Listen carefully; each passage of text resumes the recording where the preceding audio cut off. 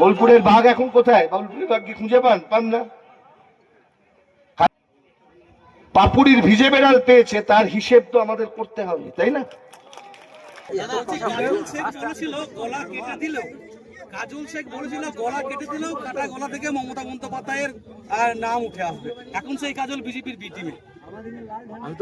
ছাগল বিক্রি হয় হাটে, যেমন গরু বিক্রি হয় হাটে, হাঁস মুরগি বিক্রি হয়। অথচ কি অবস্থা দেখুন, ভোটের পরে এমএলএ এমপির বিক্রির দিল্লি থেকে কলকাতায় হাট লেগে গেল, কিন্তু বললো পশু হাট চলবে না, গরু ছাগল বিক্রি হবে না, কিন্তু এমএলএ এমপি বিক্রি হবে। তার মানে তৃণমূলের এমএলএ এমপি হচ্ছে আসলে উন্নত মানের গরু বা উন্নত মানের ছাগল, এই জন্য ওইটার বাজার এখন ব্যাপক জমে গেছে। কিন্তু সাধারণ ঠিক যেভাবে গোটা বীরভূম জেলা জুড়েই, ঠিক যেভাবে গোটা পশ্চিমবঙ্গের একটা বিস্তীর্ণ অঞ্চলে গত 15 বছর যে একটি সন্ত্রাসের রাজত্ব গড়ে উঠেছিল, সেই সন্ত্রাসের রাজত্বের একেবারে শুরুর থেকে আক্রান্ত জায়গাগুলির অন্যতম ছিল এই নানুর। এবং সেই সন্ত্রাসের দিনগুলিতে আমাদের পার্টির যে শয়ে শয়ে কমরেডরা তাদের জীবন বলিদান দিয়েছিলেন পশ্চিমবঙ্গের শান্তি গণতন্ত্র উন্নয়নের জন্য, তাদের মধ্যে অন্যতম ছিলেন কমরেড আনন্দ দাস। আপনারা জানেন কারা কোন পরিস্থিতিতে তাকে হত্যা করেছিল, কিভাবে হত্যা করেছিল। পরবর্তী সময়ে অনেক বিচার গত 15 বছরে হয়নি। আনন্দ দাসের হত্যাকাণ্ডে তো কোনো বিচার আমরা পাইনি। গত 15 বছর ধরে পশ্চিমবাংলায় আইনের শাসন ছিল না, নানুরেও ছিল না। 2021 সালে আপনাদের মনে আছে নভেম্বর মাসে এই নানুরের একটি গ্রামে নভেম্বর বিপ্লবের পতাকা তোলার জন্য এখানে আমাদের পার্টির এক কর্মী কমরেড বাদল শেখ, তাকেও পর্যন্ত খুন করেছিল তৃণমূলের পার্টি অফিসে ঢুকিয়ে। সেদিন আমরা এফআইআর টুকু করাতে পর্যন্ত পারিনি, কারণ সেই পরিস্থিতি সেই গ্রামে ছিল না। কি পরিস্থিতির মধ্যে দিয়ে সেখানকার কমরেডরা কাজ করেছিলেন, আমাদের যারা আমরা আইন আদালতের সঙ্গে বিচার ব্যবস্থার সাথে যুক্ত আছি, যে সমস্ত পার্টি কমরেডরা আমরা জানি, আমরা দেখেছি গোটা নানুরকে। এখানে পাপুড়ি থেকে কেউ এসেছেন কিনা জানি না, যদি এসে থাকেন তাহলে তারা জানেন ওই গ্রামে গত 15-16 বছর কোনো আইনের শাসন সেখানে ছিল না। একটাই শাসন চলতো, সেটা হচ্ছে ওই এখানকার যে মুকুটিন সম্রাট নিজেকে মনে করত, এখন ভালো সেজেছে। আমি জানি না শুভেন্দুবাবুর সরকার পশ্চিমবাংলায় প্রতিষ্ঠিত হয়েছে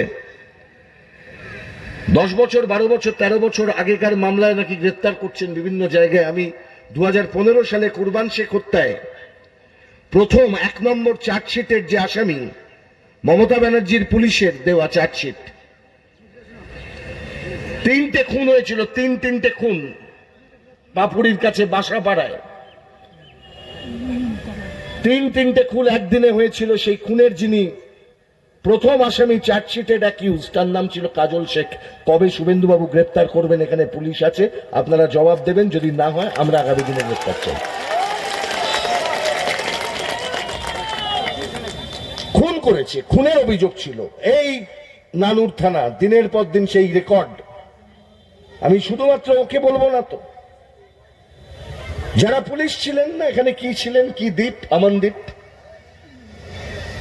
আচ্ছা, কয়লার গাড়িগুলো 38,000 টাকা করে একটা গাড়িতে, কে কে জড়িত ছিল তাতে?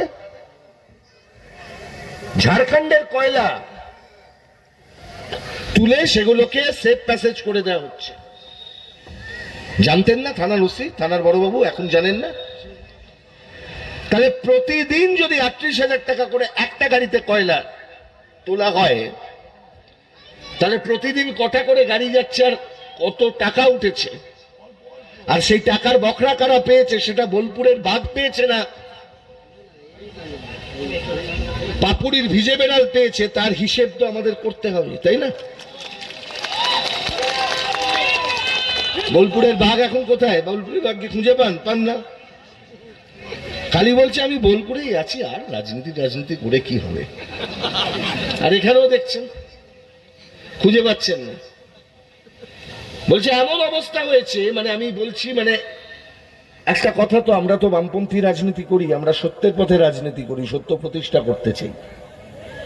মিথ্যার উপর দাঁড়িয়ে কোনোদিন বামপন্থী রাজনীতি হয় না।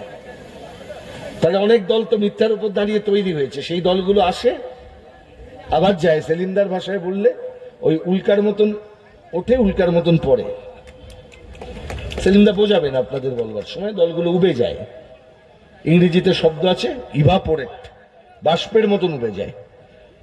এটা আমরা শুনতাম যখন আমাদের পার্টির নেতৃত্বরা বলতেন এ তৃণমূল কংগ্রেস দলটা থাকবে না, তৃণমূল কংগ্রেস দলটা আদৌ কিছু নেই, তৃণমূল আর বিজেপি একই রকম রাজনীতি। এখন অভিজ্ঞতা মেলাতে পারছেন কি অবস্থা। তৃণমূল কংগ্রেস দলটা নেই, এটা তৃণমূল কংগ্রেসের নেত্রীও বিশ্বাস করতে পারছেন না, কিন্তু তার দলটা নেই, কোনো দল নেই তৃণমূল বলে। যারা তৃণমূল ছিল এখন বলছে আমরা অন্য একটা দল করছি, আমরা অন্য গ্রুপে আছি। আমাদের কথা হচ্ছে যে এইভাবে তো দীর্ঘদিন ধরে চলতে পারে না। কাফি হ্যায়, এইটা হচ্ছে গৌরব। আইন নেই আমাদের, তুমি একটা পার্টিতে দাঁড়িয়েছো, মানুষকে ধোকা দিলে আর গিয়ে আর একটা পার্টিতে লাইন লাগাচ্ছ, এইটাকে বলে লেগে পড়ো, ভেঙে পড়ো। এ রাজনীতি তৃণমূল করেছে। শুভেন্দু মুকুল রায়কে দিয়ে মমতা করিয়েছেন। পঞ্চায়েত মেম্বার, প্রধান, জেলা পরিষদ, কাউন্সিলর, এমএলএ কেনা বেচা হয়েছে না? যেমন ছাগল বিক্রি হয় হাটে, যেমন গরু বিক্রি হয় হাটে, হাঁস মুরগি বিক্রি হয়। অথচ কি অবস্থা দেখুন, ভোটের পরে এমএলএ এমপির বিক্রির দিল্লি থেকে কলকাতায় হাট লেগে গেল, কিন্তু বললো পশু হাট চলবে না, গরু ছাগল বিক্রি হবে না, কিন্তু এমএলএ এমপি বিক্রি হবে। তার মানে তৃণমূলের এমএলএ এমপি হচ্ছে আসলে উন্নত মানের গরু বা উন্নত মানের ছাগল, এজন্য ওইটার বাজার এখন ব্যাপক জমে গেছে। কিন্তু সাধারণ গরু ছাগল বেচারা গরিব মানুষ, আদিবাসী, তপশিলি, গোপ সদগোপ যারা গরু প্রজনন করে, ছাগল পালন করে, মুসলমান ঘরে হাঁস মুরগি তৈরি হয়, এখন বলছে না সব নিরামিষ হয়ে যাবে, ওই সব বিক্রি বাড়া চলবে না। এটা এমনি এমনি না। ইংরেজ যখন এসেছিল আমাদের করে ঋতব্রত গোষ্ঠীর বিধায়করা আজকে বেরিয়ে যান, কিন্তু তার মধ্যে 5 জন বিধায়ক থেকে যান, যেখানে কাজল শেখ ছিলেন। কি বলবো? তোমরা অনেক বাজার করো, কিন্তু দালালদের বাজার আমি কোনো কথা বলি না। বিধায়ক হুমায়ুন কবিরের মন্তব্য কি বলবেন? মুখ খুলছে, বিগত 15 বছরে ক্ষমতায় ছিল তখন মুখ খুলেনি, আজকে অভিষেকের নামে দুর্নাম করছে, মমতার নামে দুর্নাম করছে, কি বলবেন? এটা অভিষেক আর মমতা বুঝুক যে দল করার নামে কিরকম লোকজনকে জড়ো করেছিল। তারা এরা হচ্ছে সবাই কাজের বেলায় কাজী, কাজ ফুরলে পাজি।